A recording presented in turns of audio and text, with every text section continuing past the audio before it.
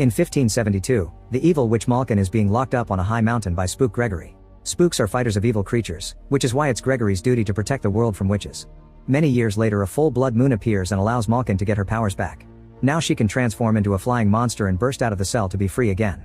Meanwhile, Gregory is drinking at a tavern when his apprentice William comes to tell him about an infected girl at the church. Gregory explains he's taking a break and a man calls him out for not helping. When the guy touches his shoulder, Gregory pushes him off and starts fighting him with his mug. He even gives the man a sword to make the fight more exciting and continues to hit him with the mug to bring him down before pouring the alcohol on him. Afterward, Gregory and William travel to the local church. Once they're properly armed, they enter the building and find a possessed child chained to a column. She uses her power to throw a cross at them, but Gregory easily catches it. After the father confirms she's been like this since last night, the girl starts talking with a demonic voice to inform Gregory that Malkin has escaped.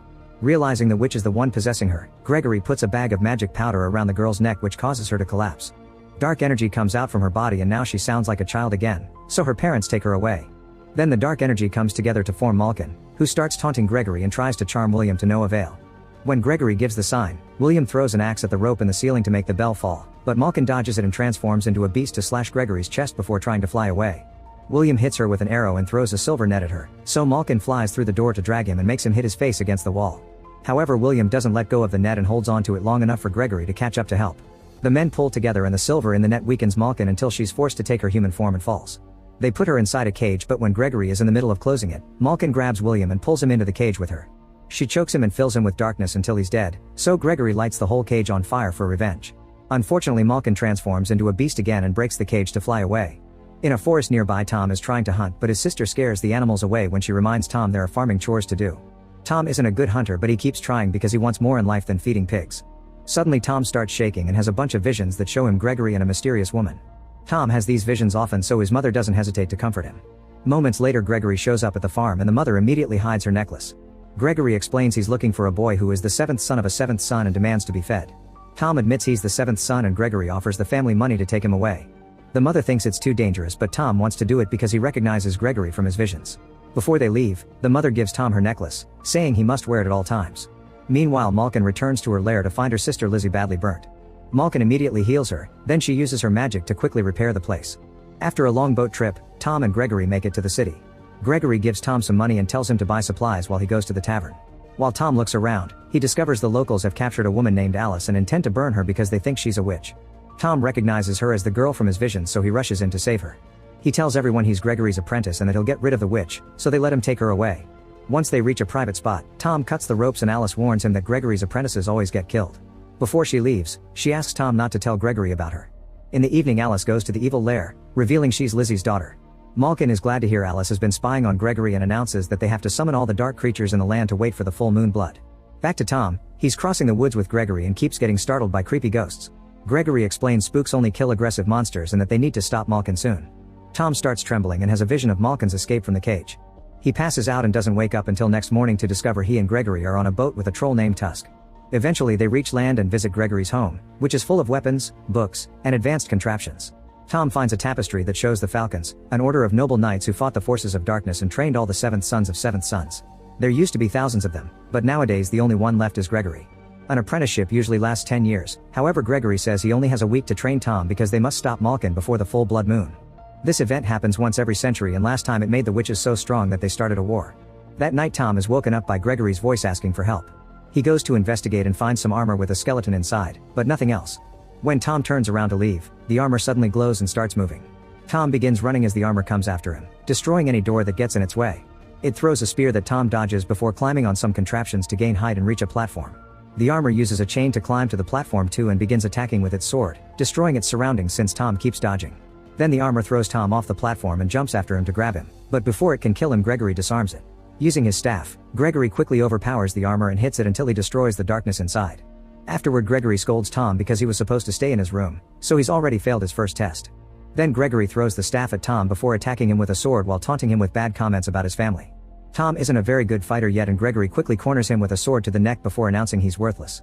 A frustrated Tom throws a sword right next to Gregory's head, which convinces him to continue the training. Gregory teaches Tom about Malkin's demonic minions and her powerful lieutenants. Tom also gets lessons on knife throwing, the metals and herbs that hurt creatures of darkness, how to identify each type of monster, and how to protect himself from spells. At the evil lair, Malkin's lieutenants are arriving with an army of demonic minions. When one of the minions looks at Malkin, she immediately kills it for being disrespectful. This makes Alice realize Malkin doesn't care about her own people and tries to warn her mother, but Lizzie assures her Malkin won't hurt her family. That night, Tom again wakes up when he hears a noise and finds Alice bathing in the lake. She asks Tom to turn around before she comes out and uses magic to dress up, hoping to keep the secret. However, when Tom turns and grabs her hand, there's a bright spark and Alice has no choice but to confess. She's a witch, and it's said that if a witch touches a man under the moonlight and there's a spark, it means he's her true love. Alice also points out not all witches are evil like Gregory says and admits she's been spying on him. They're about to share a kiss when they're interrupted by the noises Tusk makes while having a nightmare. When Tom turns around to check, Alice disappears. The next morning the group hears the city bells ringing, which means the spooks are being summoned. At that moment a group of knights shows up to take them to the city, which will take them 2 days. When they get there, a priest tells them about a terrifying monster that no man dares to approach. The best is inside a cage and looks like a bear, but Gregory immediately recognizes him as Urog, Malkin's most bloodthirsty lieutenant. Gregory sends all the soldiers away and makes sure the doors are secured before announcing he'll fight the beast alone. Urog breaks the cage and tries to attack Gregory, who throws silver powder to force him back into his human form. Then a hand-to-hand fight begins and both men show outstanding skill. When Urog corners Gregory against a gate, Tom throws an object at Urog's head to make him drop his master. Then Urog starts beating Tom up so Gregory surprises him from behind to continue their fight. This time Gregory has the upper hand so Urog climbs the walls to get away. Gregory makes Tom jump on top of a cage to make him act as bait. Then Tom jumps off and Gregory cuts the rope, causing the cage to fall with Urog and crush him on the floor. Next Gregory tries to choke Urog with a chain, but Urog transforms into a bear again. Tom throws more silver powder to reverse the spell before he and Gregory work together to push Urog into the cage and chain him up. Now the knights can pour oil into the room and Gregory asks Tom to start a fire to kill Urog for good. However, Tom doesn't dare to kill a person and Gregory has to do it himself. After Urog burns to death, Gregory tells Tom he's useless if he can't kill witches and they split. All this is seen by Alice, who approaches Tom in private. She's been researching the spark and explains sometimes it can mean a shared destiny, but other times it's just some dust. Alice also reveals that Gregory used to be in love with a witch. Suddenly Tom kisses her and the new couple spends the night cuddling. Tom wants to run away with Alice and take her somewhere safe, but Alice says there isn't such a place. This triggers a vision that shows the world overtaken by darkness and Malkin killing Gregory. A worried Tom decides to return to his master and kisses Alice goodbye. Meanwhile Malkin receives the rest of her lieutenants, who inform her of Urog's death. Malkin orders Lizzie to bring him Gregory, so Lizzie turns into a bird and flies off. The following day Tom finds Gregory, who admits he used to love Malkin. She wasn't always evil, but fear and hatred changed her. When she found out Gregory married someone else, she killed the wife out of jealousy. Gregory immediately captured Malkin but couldn't bring himself to kill her, so he locked her up instead. He regrets showing her mercy because now Malkin is terrorizing the world again. Gregory shows Tom his wife's grave and explains he's hard on him because he doesn't want him to make the same mistake. The duo continues to travel together but they stop the carriage when Tusk shows up to give them a warning. Suddenly the ground starts trembling and breaking, causing the horses to run away in fear. A monster known as Boggart bursts out and pushes the carriage, tossing the heroes to the ground. Gregory says Boggarts can't be fought and urges everyone to run. The Boggart throws the carriage at them, causing them to fall and roll down the hill. Tusk roars at the Boggart, who freezes for a second before slapping the troll away. Gregory and Tom cross a tunnel in the mountain only to get stuck on the edge of a cliff. The Boggart is now reaching through the tunnel so the duo decides to jump into the river. There's a fisherman on a raft who helps them out and Gregory thinks they're safe, but the Boggart suddenly jumps into the water too and makes everyone fall from the raft. The beast immediately grabs Tom, who stabs its hand with a knife to force it to let go. Then Tom climbs on top of the creature's body and stabs its back. The Boggart can't swim because of the pain and both it and Tom are pushed by the current until they fall down a waterfall. The beast hits a rock and dies for good while Tom lands in the water, so he manages to swim to the shore. At that moment he's found by Lizzie, who tells him to leave Alice alone and threatens him with a sword. Tom grabs the blade at the same time his necklace activates, shooting some magic that disarms the witch. Lizzie recognizes the stone and says it belongs to Malkin, so she transforms into a bird and flies off to warn her. Minutes later Tom reunites with Gregory, who sees the necklace and recognizes it as the Umbran Stone, the witch's most sacred talisman. It strengthens their powers and makes their illusions seem more real. If Tom's mother had it, it means she's the witch who stole the stone from Malkin and explains Tom's visions. At the lair, Malkin is trying to convince Alice that Tom is as cruel as Gregory. Alice swears he isn't, so Malkin offers her a deal. If Alice gets the stone from Tom, she won't kill him. Then Malkin uses her magic to charge up her lieutenants and sends them to attack the city. The front gates explode before the lieutenants land and begin killing people all over the place. One of them transforms into a big monster while another one uses multiple arms to fight with swords. Tom's mom leaves her daughter with a friend before using her power to throw a pitchfork at a lieutenant, getting him stuck on a pole. Then she steals his staff and kills him with it. Malkin is nearby killing knights and senses the magic, so Tom's mom tries to attack first. However, Malkin captures her with her tail and burns the woman to death. In the mountains Alice waits for Tom to be alone to approach him. After a kiss, she asks him to run away together and Tom admits he loves her. The conversation is interrupted by Gregory, who captures Alice by throwing some bolas. He insists she's a spy, but Tom doesn't believe him and cuts the rope to let her escape. A furious Gregory grabs Tom and shows him the stone is missing, which means Alice only kissed him to steal it.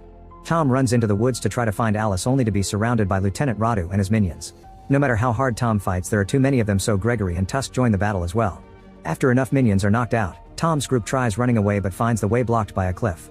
A bunch of minions appear with a trunk and push Tusk off the edge before catching Tom with some rope around his legs. As they drag him down the cliff, Gregory offers his staff to help him up. Unfortunately, Tom slips and falls too. Radu uses the distraction to throw a chain at Gregory and drag him into a net. The lieutenant wants to kill Gregory, but he has orders to deliver him alive. Meanwhile, Tom has survived the fall and sees a vision of his mother's death. Her ghost appears next to him and tells him to fill his heart with courage because he's the only one who can use the stone to stop Malkin.